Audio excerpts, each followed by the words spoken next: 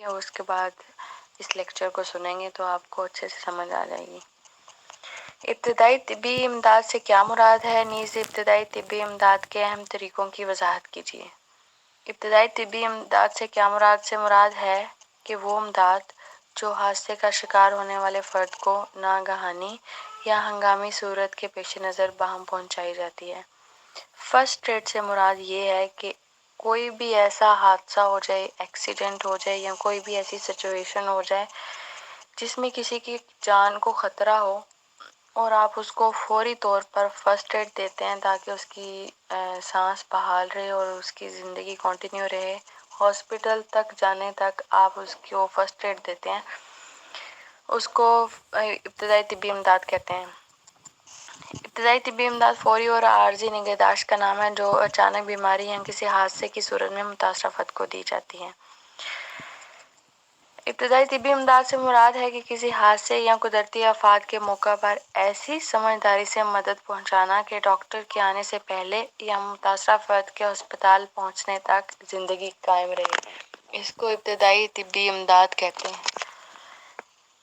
ضرب اور چوٹ کے اثرات نہ بڑھیں۔ فرسٹ ایڈ کا لفظی معنی ابتدائی امداد ہے۔ ناگہانی آفت کی صورت میں بجلی کا کرنٹ لگنے کی، پانی میں ڈوبنے، زہریلا جانور کے کاٹنے سے، جل جانا، بم بلاسٹ یا ایسی کوئی بھی سچویشن جس سے کسی کی جان کو خطرہ ہو تو آپ اس کو فوراً فرسٹ ایڈ دے کر اس کی جان کو بچا سکتے ہیں۔ ابتدائی طبی امداد کے کچھ اہم طریقے ہیں۔ کسی بھی متاثرہ فرد کی جان بچانے کی خاطر ابتدائی طبی امداد دینے والے کے لیے لازمی ہے کہ وہ مرزہ اہم طریقے اور بنیادی ضروریات کو مد نظر رکھے۔ نمبر 1، ایئر وے، ہوا کی آمد و رفت میں رکاوٹ نہ ہو۔ جیسے کوئی بھی حادثہ ہو گیا ہے تو یہاں پہ عام یوزلی کیا ہوتا ہے کہ سب لوگ اس حادثے والی جگہ پہ اکٹھے ہو جاتے ہیں۔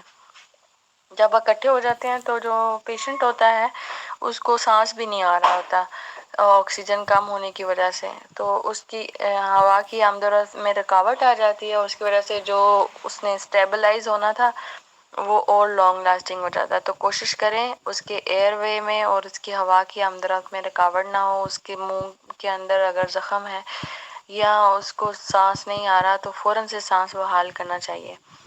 دوسرا ہے سانس بحال کرنا، یعنی درآمدہ تنفس اور برآمدہ تنفس کے عمل کو جاری رکھا جائے، یعنی اس کے چیسٹ پر دونوں ہاتھ رکھ کر اس کو یا آرٹیفیشل طریقے سے اس کو منہ میں آکسیجن لگا کر یا کسی بھی طریقے سے اس کی بریتھنگ کو بحال کیا جاتا ہے۔ تھرڈ ون اس دوران خون کے عمل میں کسی رکاوٹ کا جاری رہنا، یعنی اگر بہت زیادہ بلڈ ضائع ہو جائے کسی بھی انسان کا تو بھی اس کی زندگی کے لیے تھریٹننگ ہوتا ہے۔ تو 3 چیزوں کا آپ نے خیال رکھنا ہے جب آپ کسی کو فرسٹ ایڈ دے رہے ہیں۔ نمبر 1 ہوا کی آمد و رفت، نمبر 2 اس کی بریتھنگ، نمبر 3 اس کی سرکولیشن یعنی خون کی بحالی۔ جائے حادثہ میں متاثرہ فرد کے سانس لینے کے لیے ہوا کی آمد و رفت میں رکاوٹ نہیں ہونی چاہیے تاکہ تازہ ہوا میسر آ سکے۔ کسی وجہ سے سانس رک جائے تو مصنوعی طریقے سے سانس کو جاری رکھنے کی کوشش کی جائے۔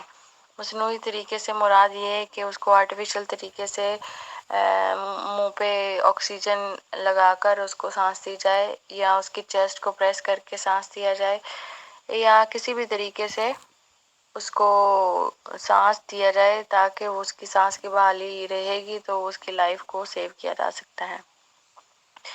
نیکسٹ پیج ہے جی، دوران خون میں رکاوٹ ہو تو چھاتی پر بیرونی دباؤ ڈالنے سے خون گردش کرنے لگتا ہے۔ اس کے علاوہ خون کی شدت سے بہنا بھی خطرناک ہے جس سے زندگی کو خطرہ لاحق ہو جاتا ہے۔ کسی بھی طریقے سے جسم میں خون کو لازمی بند کیا جائے، یعنی وہاں پہ کوئی چیز پریس کر دی جائے ہاتھ سے یا کپڑا باندھ دیا جائے تاکہ بلڈ ضائع ہونے کی وجہ سے مریض کی ڈیتھ نہ ہو سکے۔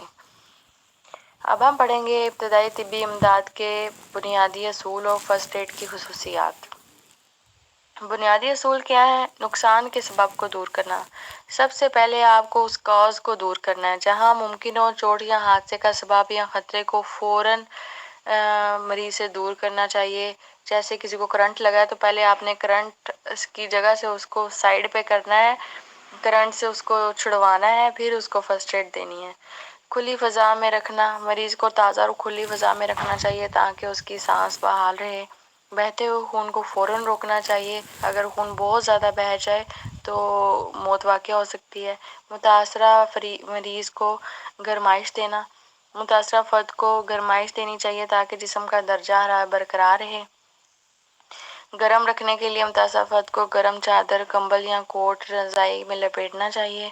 آرام دہ حالت میں رکھنا، متاثرہ فرد کو آرام دہ حالت میں رکھا جائے تاکہ اس کے زخموں کو آرام مل سکے۔